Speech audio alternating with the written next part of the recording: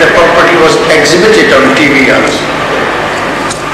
And I wished on behalf of the London Jamaat, men, women and children, I wish to congratulate you, sir. But already I have shown mark over you. I have not congratulated you already. Thank you. Send this letter off to Rabba so that they could also share the credit and tell them to sacrifice goats as required, as they think is necessary, and also distribute sweets among the poor children. And also some sweets should be distributed among Vakin and even a kilo each to their houses.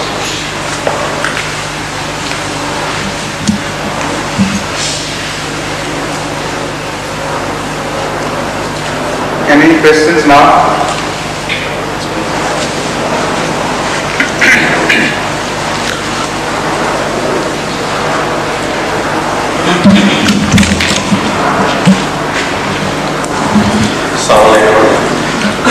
In Surah Maryam, Hazrat Zakaria is told that Zakaria is what did you say? Where did you say after him? Hazrat Zakaria is told that you also said something. What was the prayer? What was it? La takallamu. No. Hazrat Zakaria was. Hazrat Zakaria was told that Alayhi salam. Not alayhi salam, but alayhi salam. Be very careful about these reflections, because this alayhi salam means she was a lady. Alayhi salam means he was a man. So it's like reflection makes a lot of difference in Arabic. Be careful when you mention the name of the prophet. Or say sometimes people say Hazrat Aisha Siddiqa it means that they refer to her as a man. Ho is for men. While ladies are mentioned, you should say Radiyallahu Ta'ala Anha. While men are mentioned, you should say Anho. You understand? yes.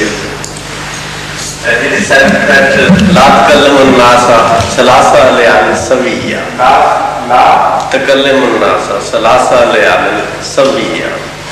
That's a singular. Again, I think you are making some mistake in this recitation of the Quran. Takallamu is for the plural. While it was singular, when Allah was addressing only Hazrat Zakaria, not all the rest. La takallam or takallamin nas hoga. Exactly what is? I don't remember this verse. Tatakallaman nas. The tay is sometimes dropped, but I don't know. This is why I am not sure. Any Hafiz who remembers this verse? It's Holy Quran. Okay, find out. It is in Surah Maryam. Yes.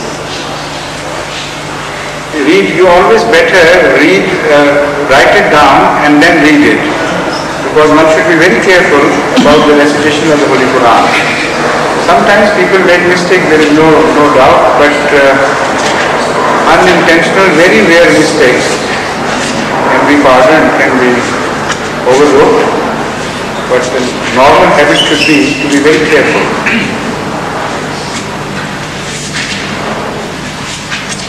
It is in the beginning. Yes. In the first or second ruku, I suppose. Allah tukallima.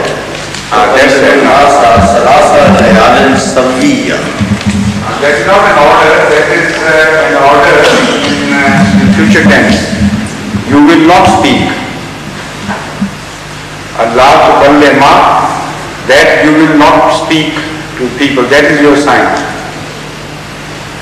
So its translation is thy token is that thou shalt not speak to anyone for 3 full days and nights.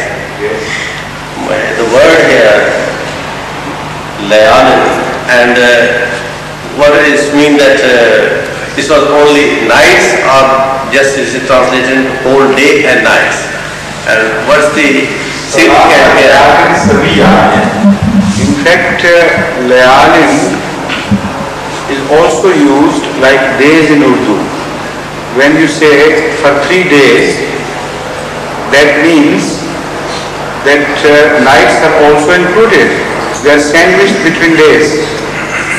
So the Arabs also speak of nights instead of days. They don't have to mention the days along with the nights.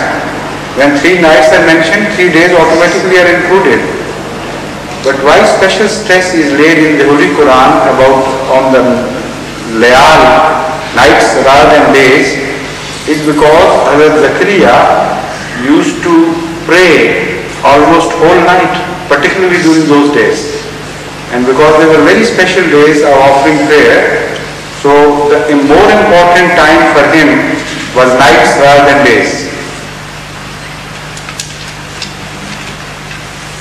But what is the question? Not this, I suppose, because you are not satisfied. My question was this, that why is mentioned night? Either he was not sleep only the night time, or during the... I am doing what I am telling you.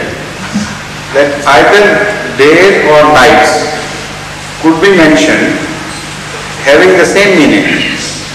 A period of 3 days and 3 nights. Understand this? Yes. Okay. Now, Arabs speak of 3 nights together or 3 days together equally. It doesn't make any difference.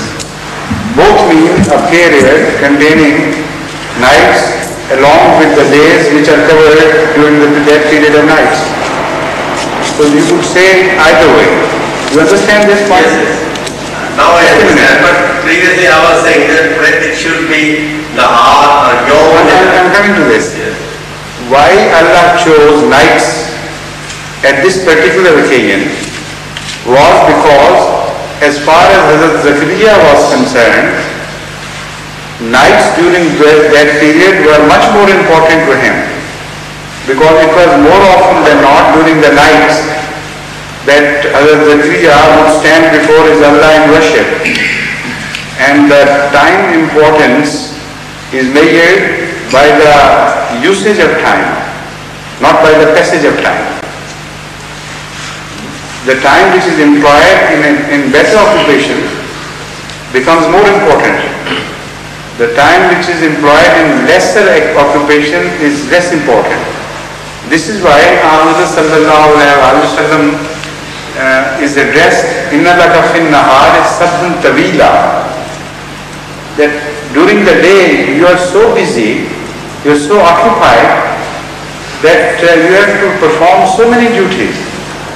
So nights are free for you to stand before me and worship me. So he was waiting all the day for the nights to come. So for a person whose heart is in the nights, yet he has to perform other duties in the day, nights are of much more importance than the days. It applies to the ordinary people of the world as well. Those people in Europe, for instance, who have to go dancing to the dancing clubs and spend the night dancing and reveling, the whole day they will be waiting for that time. The day is not only unimportant for them, and it rather becomes boring. They have to hurry through things so that ultimately the night of reveling comes. So for the prophets, also the nights are important, but in a completely different manner. Not for the sake of the world, but for the sake of Allah. So they were very special nights of prayers. So instead of saying days, Allah has chosen the nights as a measure of time. So there's another question about this also, that